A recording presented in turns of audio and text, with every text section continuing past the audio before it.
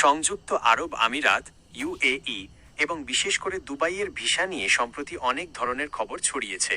তবে বিভ্রান্তি এড়াতে বর্তমান মার্চ 2026 সঠিক পরিস্থিতি নিচে তুলে ধরা হলো। ভিসা সংক্রান্ত বর্তমান অবস্থা। লেবার বা ওয়ার্ক ভিসা সাধারণ শ্রমিকদের আনস্কিল্ড লেবার জন্য নতুন কোটা বা গণহারে ভিসা খোলার কোনো বড় ঘোষণা এখন পর্যন্ত আনুষ্ঠানিকভাবে আসেনি। তবে বাংলাদেশ সরকার আমিরাত কর্তৃপক্ষের সাথে নিয়মিত আলোচনা চালিয়ে যাচ্ছে, যাতে দক্ষ ও অদক্ষ উভয় খাতের কর্মীদের জন্য কর্মসংস্থান নিশ্চিত করা যায়। ভিজিট ও ফ্যামিলি ভিসা, ট্যুরিস্ট বা ভিজিট ভিসা বর্তমানে চালু রয়েছে।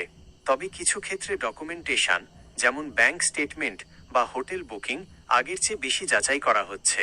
দক্ষ পেশাজীবী, স্কিল্ড ওয়ার্কার্স, ইঞ্জিনিয়ার, ডাক্তার বা বিশেষায়িত পেশায় নিয়োজিত ব্যক্তিদের জন্য ভিসা প্রসেসিং তুলনামূলক সহজ এবং গোল্ডেন ভিসার আওতাও 2026 সালে আরও বৃদ্ধি করা হয়েছে। সতর্কতা, গুজব থেকে দূরে থাকুন। ইদানিং সোশ্যাল মিডিয়া বা ইউটিউবে বড় সুখবর বা ভিসা খুলে গেল শিরোনামে অনেক ভিডিও দেখা যায়, যা অনেক সময় সত্য হয় না। ভুল তথ্য।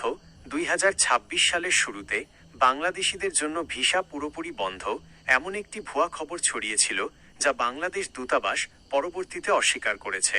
সঠিক উৎস। ভিসার খবর নিশ্চিত করতে সর্বদা আমিরাতস্থ বাংলাদেশ দূতাবাস, প্রবাসী কল্যাণ মন্ত্রণালয় অথবা আমিরাতের সরকারি ওয়েবসাইট আইসিপি বা জিডিআরএফএ অনুসরণ করুন। পরবর্তী পদক্ষেপ। আপনি যদি বর্তমানে দুবাই যাওয়ার পরিকল্পনা করেন, তবে কোনো দালালের মাধ্যমে লেনদেন করার আগে অবশ্যই নির্দিষ্ট কোম্পানির অফার লেটার বা মোসারি, ministry of human resources and Emiratisation থেকে ইস্যু করা পারমিট যাচাই করে নিন।